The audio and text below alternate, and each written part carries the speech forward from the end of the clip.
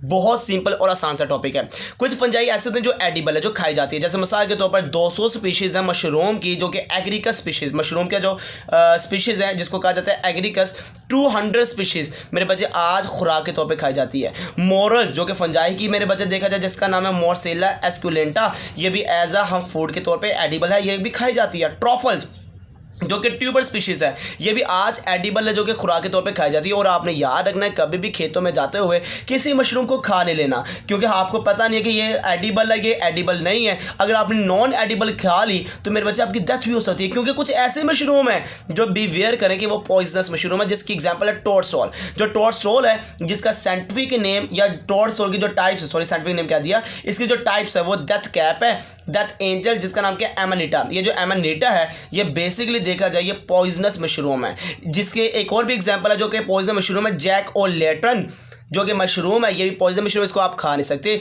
अब जैक ओ लैंटर्न के मशरूम को याद रखिएगा, इसका साइंटिफिक नेम क्या है, एम्फालोटस ओलिएरियस, एम्फालोटस ओलिएरियस, जिसके गिल्स ग्लो करते हैं डार्क कलर में।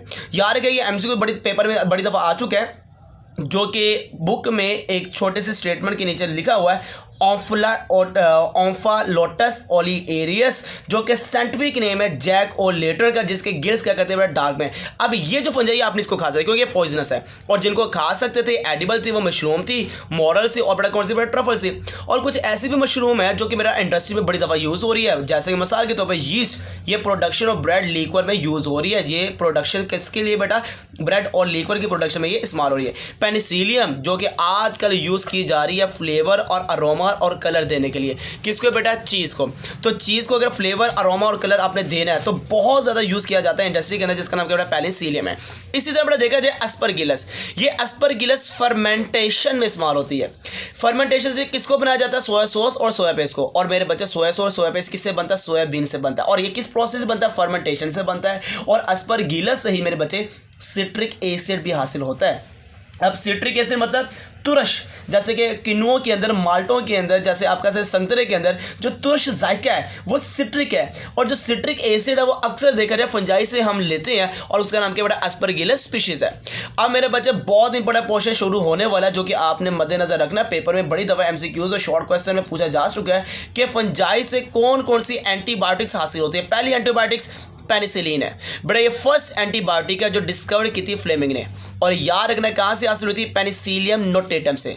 मैं जेंडर का नाम बोल रहा हूँ, पेनिसिलियम नोटेटम से पहली एंटीबायोटिक्स बनी थी, जिसका नाम क्या बेटा, पेनिसिलिन। एक एंटीबायोटिक्स है लोवास्टैटिन, और ये भी फंजाई से हासिल होती है। लोवास्टैटिन का काम क्या है, लोअर करना, कम करना ब्लड कोलेस्ट्रॉल को, ब्लड का जो कोलेस्ट्रॉल लेवल है उसको कम करना। यह अक्सर जो कोलेस्ट्रॉल के पेशेंट होते हैं वो इसको यूज़ करते हैं, लोवास्टैटिन को। उनको पता होना चाहिए कि एंटीबायोटिक्स ये फंजाई से हासिल हुई है, क्योंकि बेटा ये क्या करती है, ब्लड कोलेस्ट्रॉल को कम करती है। साइक्लोस्पोरिन मेरे बच्चे याद रखना, ये यूज़ होती है ऑर्गन ट्रांसप्लांटेशन, जब भी लिवर की ट्रांसप्लांटेशन होती है, किडनी की ट्रांसप्लांटेशन होती है, जब भी किसी की ट्रांसप्लांटेशन होती है, ये एंटीबायोटिक्स दी जाती है, ताकि वो ट्रांसप्लांट की रिजेक्शन ना हो सके, वो मेरे बच्चे ट्रांसप्लांटेशन में कोई ख़राबी ना आ सके, उसकी प्रॉब्लम से बचने के लिए जो एंटीबायोटिक्स दी जाती है उसका नाम क्या बेटा, साइक्लोस्पोरिन है। एक का नाम है एरागोटिन। बेटा एरागोटिन ये बहुत दफ़ा यूज़ होती है, और ये अक्सर घरों में यूज़ होती है। ये यूज़ करती है रिलीव करने के लिए वन काइंड ऑफ हेडेक, आधे सर की दर्द को दूर करने के लिए एरागोटिन हासिल की जाती है, जिसको कहते हैं ना माइग्रेन का अटैक हो गया। माइग्रेन क्या है, आधे सर का दर्द, और उसको रिलीव करने के लिए कौन सी इस्तेमाल होती है, एरागोटिन होती है। एक बेटा एंटीबायोटिक्स का नाम है ग्रासियोफल्विन। और बड़ा ग्रासियोफल्विन क्या है, एक ऐसी एंटीबायोटिक्स है जो इनहिबिट करती है फंगल ग्रोथ को। फंजाई की जितनी भी ग्रोथ है उसको रोकने के लिए ग्रासियोफल्विन मेरे बच्चे एंटीबायोटिक्स यूज़ होती है, और ये भी ग्रासियोफल्विन हमने कहाँ से ली बेटा, फंजाई से लिया। इसी तरह जो फंजाई है, जैसे आपको पता है कि फंजाई बहुत ज़्यादा जेनेटिक बायोलॉजिकल रिसर्च में यूज़ हुई है, बहुत ज़्यादा यूज़ हुई है। अगर जो चौथा मैंने पॉइंट बताया, जेनेटिक बायोलॉजिकल रिसर्च में ये यूज़ हुई है, जिसमें सबसे इंपॉर्टेंट नाम बताया यीस्ट का। सुनिए, यीस्ट को इतनी अहमियत क्यों दी गई, वजह क्या है, क्योंकि इसकी रैपिड जनरेशन, बड़ी जल्दी से अपनी जनरेशन को ये बना लेता है, अपनी जनरेशन को जल्दी से प्रोड्यूस कर लेता है।